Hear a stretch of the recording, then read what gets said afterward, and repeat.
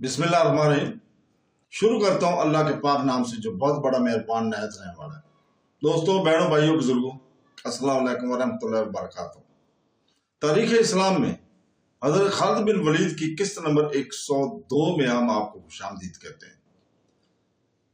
तो दोस्तों, बहनों, भाइयों, हम वहीं से शुरू करते हैं जहां कल हमने रोका था। हजरत खालिद बिन वलीद मैदान जंग में है।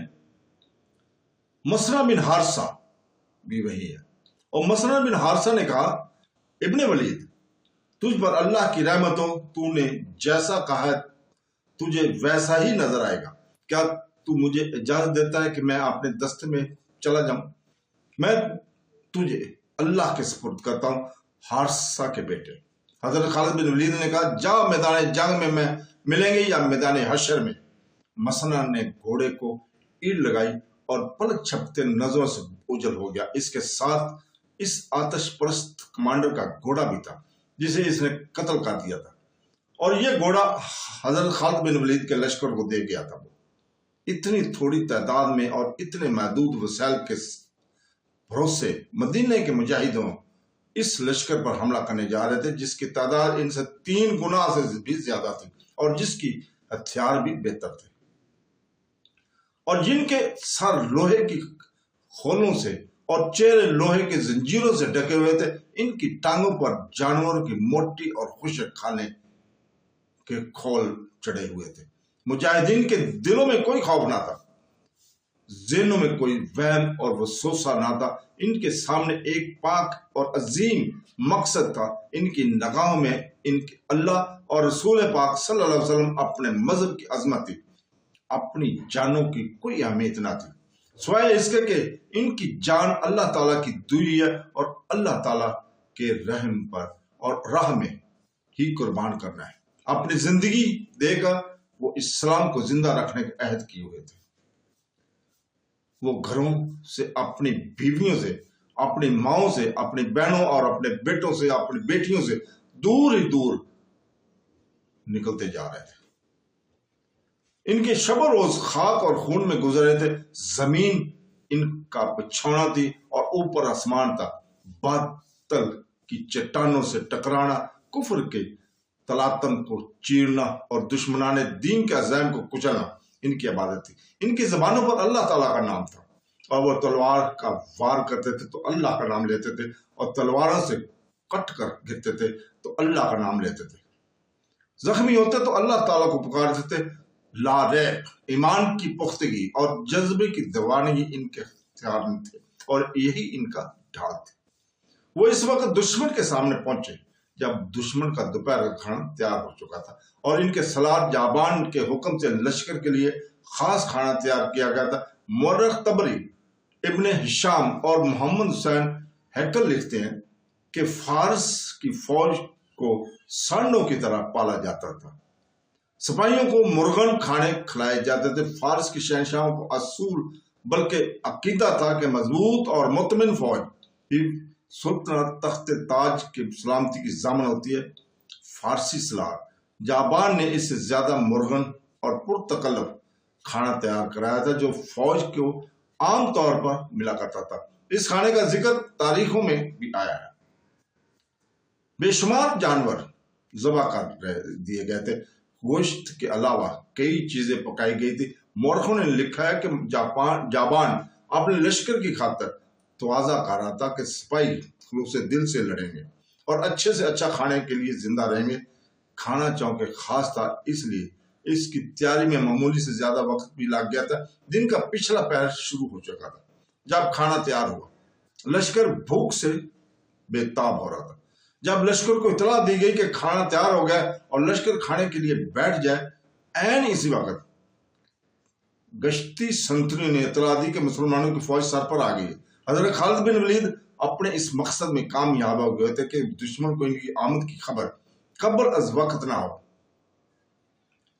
और जब कब्ल अज वक्त ना होगी तो हल्ला गुल्ला और अफरा तफरी होगी। उन्होंने दुश्मन को बेखबरी में जा लिया। आतिश परस्तों और आसाइयों में हड़बड़ ही बर्पा हो गई थी। सलार और कमांडर चला चला कर दोनों लश्कर को जंग की तैयारी और सब बंदी का हुक्म दे रहे थे, मगर लश्कर के सामने जो रंगारंग खाने के रखे जा रहे थे, इन्हें लश्कर छोड़ने पर आमादा ना था। तबरा की तारीख शायद है कि लश्कर से बड़ी बुलंद आवाज उठ के मुसलमानों को पहुंचने तक वो खाना खा लेंगे। बेशतर सिपाही खाने में मसरूफ हो गए। हजरत खालिद बिन वलीद की फौज जंगी तरतीब में बिल्कुल सामने आ गई। फौज हमले के लिए बिल्कुल तैयार थी। आतिश परस्तों और रसाइयों में दो वो भी थे जो मुसलमानों से शिकस्त खा चुके थे। उन्होंने अपनी फौज को मुसलमानों की तलवारों और बर्छियों से कटते देखा था। मुसलमानों को देखकर ही डर गए थे। खाना छोड़ दो, दिन में कई एक ने वलवला मचा दिया। इनमें से कईयों ने वलवला मचा दिया कि खाना छोड़ दो, इन मुसलमानों का मौका ना दो, काट देंगे, मार देंगे, तैयार हो जाओ। वो खाना छोड़कर लड़ने के लिए तैयार पकड़ने लगे। बाकी लश्कर अपने सलारों और कमांडरों का भी हुक्म नहीं मान रहे थे। वो सब भूख से मरे जा रहे थे। लेकिन जिन्होंने मुसलमानों के हाथ देखे हुए थे, इनकी खौफजदा हड़बंग देखकर सारा लश्कर खाना छोड़कर उठ खड़ा हुआ।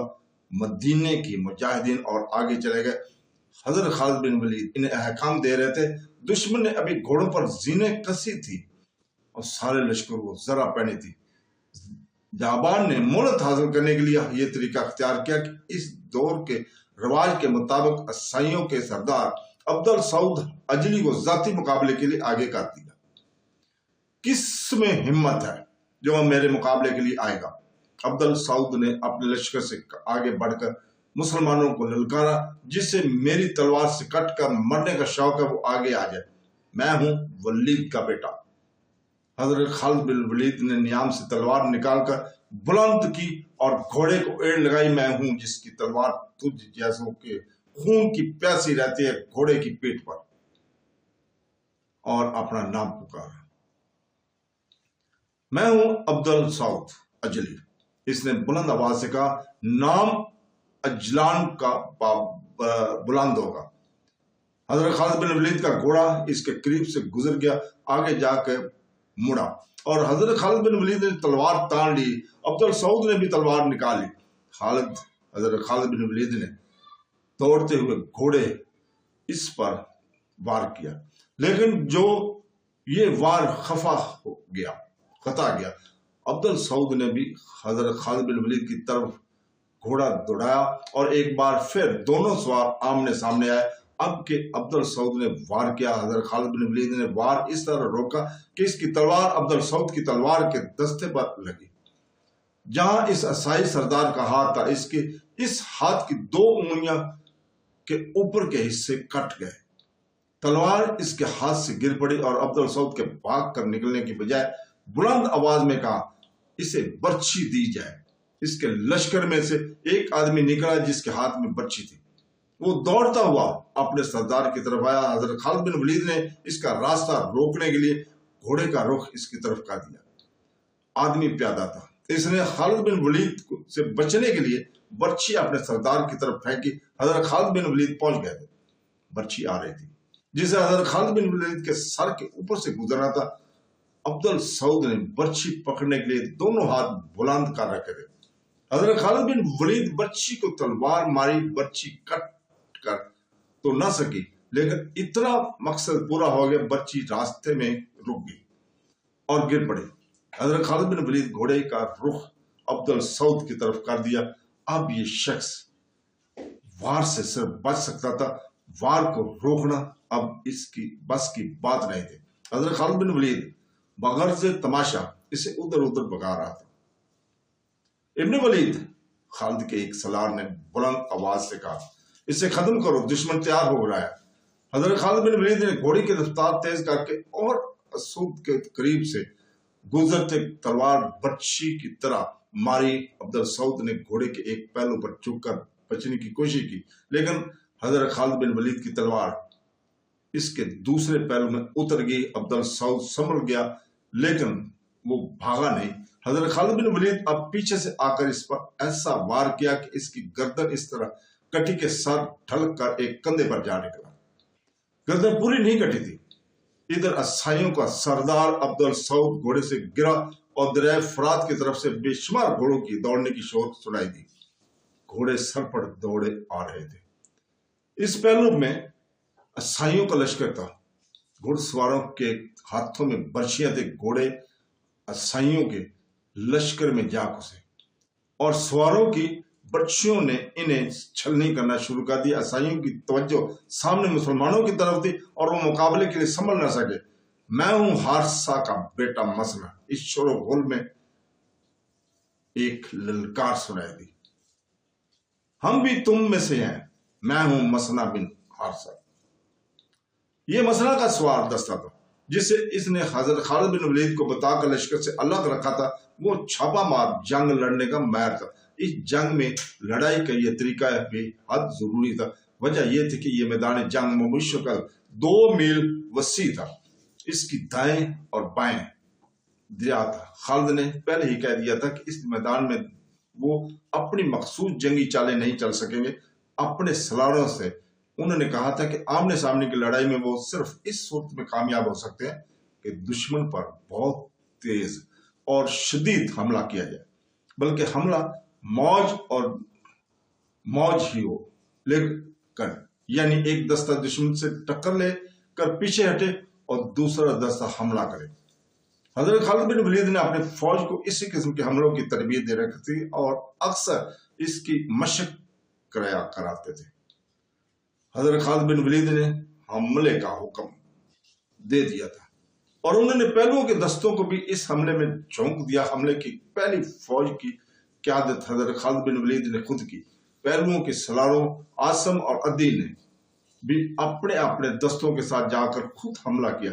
आतिश परस्तों ने जमकर मुकाबला किया और वो ताज़ा दम थे। मुजाहिदीन थके हुए थे, लेकिन मुसलमानों को ये गलत फायदा मिल गया कि आतिश परस्त अभी पूरी तरह लड़ने के लिए तैयार नहीं थे।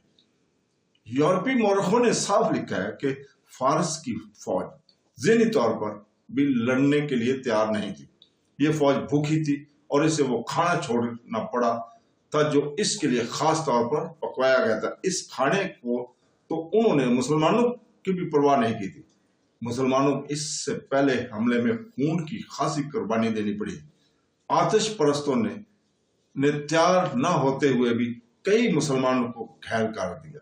हजरत खालिद बिन वलीद पीछे हटे और दूसरे दस्तों को आगे बढ़ाया। तो दोस्तों, इसके साथ ही आज हम इजाजत चाहते हैं। कल तक के लिए, कल इंशाअल्लाह ताला अगली किस्त आपके सामने हाजिर होगी। अल्लाह हाफ़िज़।